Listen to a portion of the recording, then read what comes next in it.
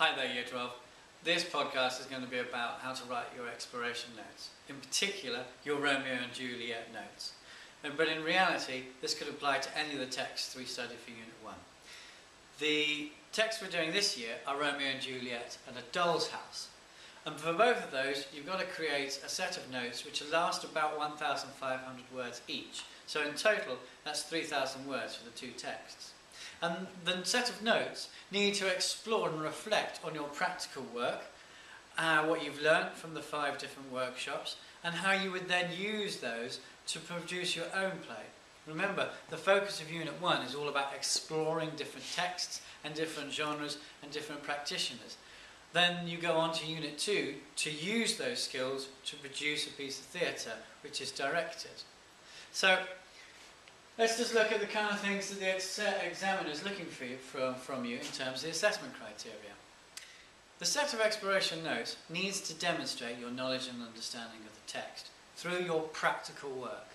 That practical work needs to be central to everything that you write. That needs to be the point of every paragraph. This is what I did in the workshop.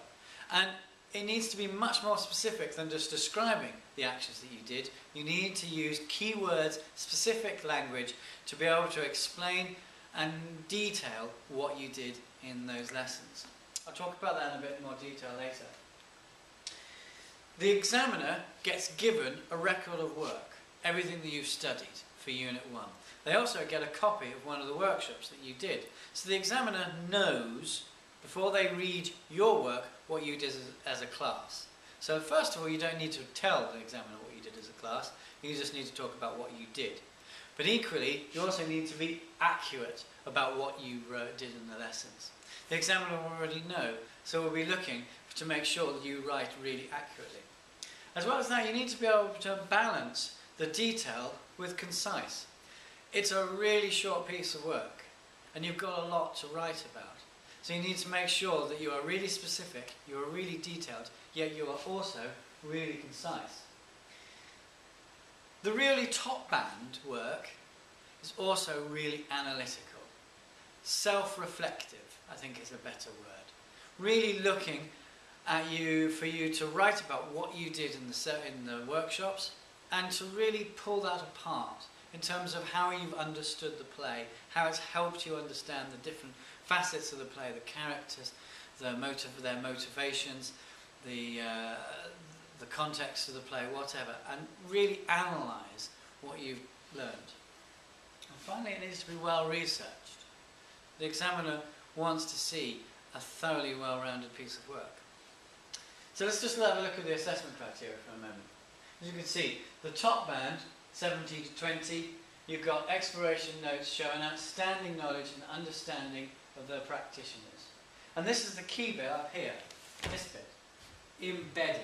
Practical observations are embedded in their notes. So right from the word go, you are writing about what you did in the lesson. I did this, I did that. I did this because. So also the notes are accurate, concise, analytical and well researched. Now that's obviously the band that we're really looking at, but I want you to take a moment and have a look at the other bands. The very first workshop we did explored the vocal awareness and the use of language of Shakespeare. We looked at how Shakespeare used hard consonants and diphthongs to really get to grips with how we were going to speak it and how we were going to say it out loud, and we got over that hurdle.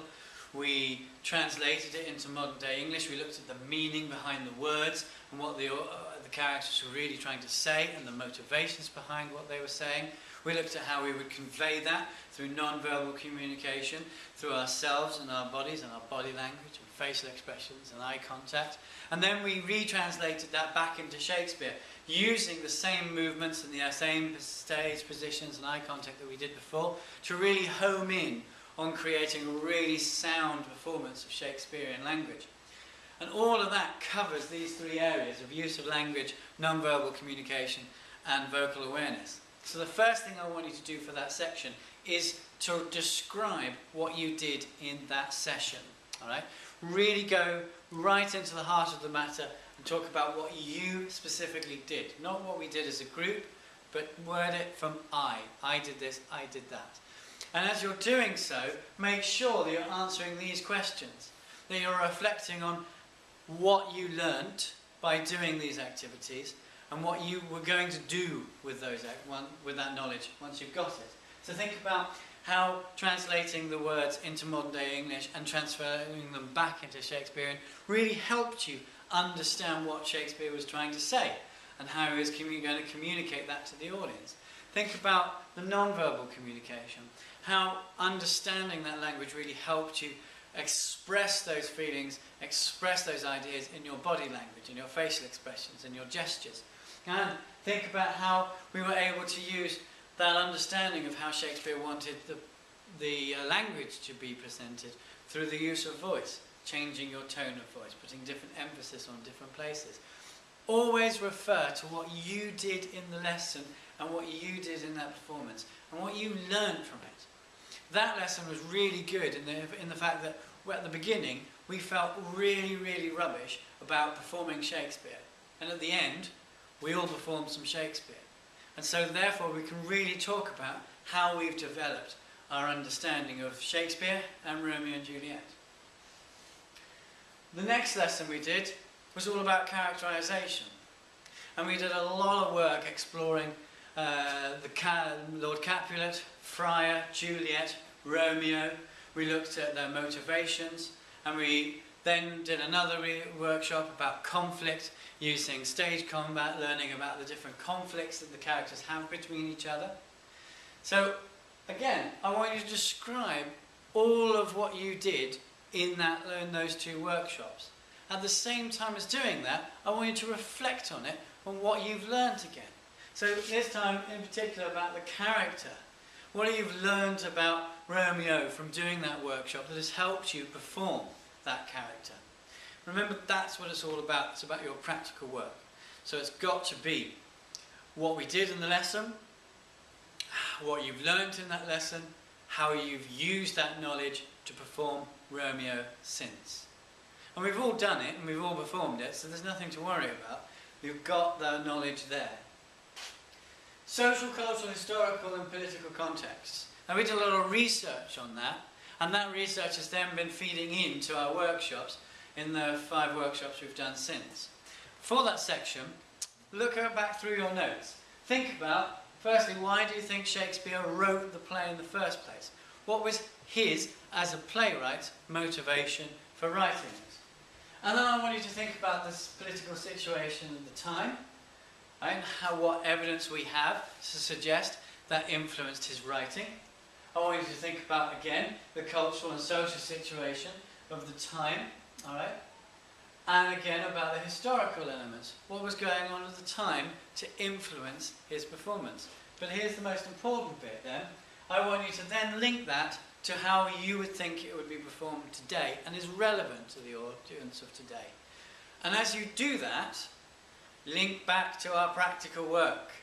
Think about how you translated it to the modern audience, non-modern words even, and then translated it back. Think about how we used the way we delivered the speech to make it more natural, to make it more real for a modern day audience. Think about how you're doing the practitioner work right now, and think about how that could produce a performance for a modern audience. So the key bit is to spend some time looking at the historical, political, social and cultural elements of the time, but really link it to A, how a modern audience would view it, and B, your practical work from the workshops and how your practical work would be of interest to a modern audience. And then finally, the workshops on director interpretation and practitioner response. We were looking at this play with a range of practitioners. We were thinking about Brecht, Stanislavski and Artaud. So first of all, I want you to describe that activity that we did and have maybe 1 or 2 sentences on how each of those practitioners would approach a version of Romeo and Juliet. And then, once you've done that, I want you to think about what your interpretation has been. The piece that you're creating as I speak now. When you watch this, you'll have finished it. But it's the pieces that you were doing about Artaud, the pieces you were using the mask for, or the pieces that you were creating I don't know how to describe Tom and Connor's performance, but leave it at that. So, I want you to describe that performance. But again, it's not just description, it's reflection and evaluation. And it's this bit. Outline, describe your interpretation with direct references and links to your influences and the practitioners. So why was what you were doing linked to the practitioner? How does what you're doing link to the practitioner even? That's really important. So that is, nearly forgot, I said always forgot it, the visual, oral and spatial elements. Okay, so we need to bring together your diagrams on the costume and on the stage design, and I want you to annotate those designs for detailed explanation of what they are and detailed justification of why you wanted to do that. And we did all that in class, and the presentations are up on Frog for you to watch. So we've got that information there. So this produces our rough plan of 5 different paragraphs, starting with the use of language, vocal awareness and non-verbal communication, which is the vocal workshop we did. Then we've got characterization, which is the characterization workshop and the conflict workshop we did. And then we've got our work and our research on historical, social, political and cultural, which is embedded in all the workshops that we've done, especially the last one, which is about practitioner response. Then we've got the director's interpretation and response to practitioner workshops, and then finally we've got the visual, oral and spatial workshops. Now I would suggest that that is about 300 to 350 words each paragraph. Well, 1, 2, 3, 4. That would take you up to about 12,000, 13,000 words. 12,000, 13,000, 1,200, 1,300 words. So you've got a little bit left to play with the visual, oral and spatial elements. But really, with those areas, the diagrams speak for themselves. Be aware that the annotations count towards your word count, but really, it's the diagrams that communicate the most to the examiner. So be aware of that. Finally, I want you to remember to be specific all the way through. Keywords, keywords, keywords.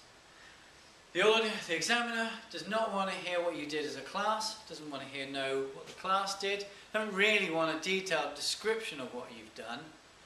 They want a detailed description of what you've done with analytical reflection. And it's got to be full of keywords. It's got to be concise. Only 1,500 words. You'll easily find you'll run out of words. You've got to be relevant.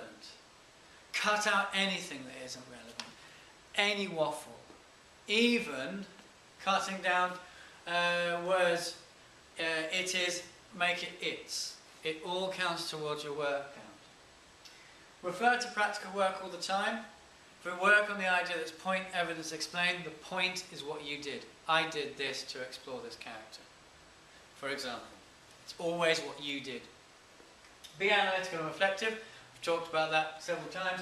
And link back to your understanding of Romeo and Juliet. If your point is what you did, the evidence is describing and explaining that, the explanation bit then is always linking it. This is how it has helped me understand Romeo and Juliet. There will be one more screencast which has got some examples of some work that I want you to watch as well. Finally, thinking about the word limit, I just want you to be aware of this. Okay? The things that do count towards your word count are annotations, quotations, and the words used to explain diagrams and sketches. What don't count, what doesn't count, is extracts from the script. Okay? So for instance, when you're talking about the use of language, you could have the original script and your translated script. The annotations for the translated script would count, the original wouldn't. It's also a good idea when you're talking about use of language. I know we talked about it when we did one of the preparation homework essays, is to write down the quote and then write down and say, this line was emphasised, this line I had this tone, this line I had this bit. The line from the text doesn't count towards the word count, the annotation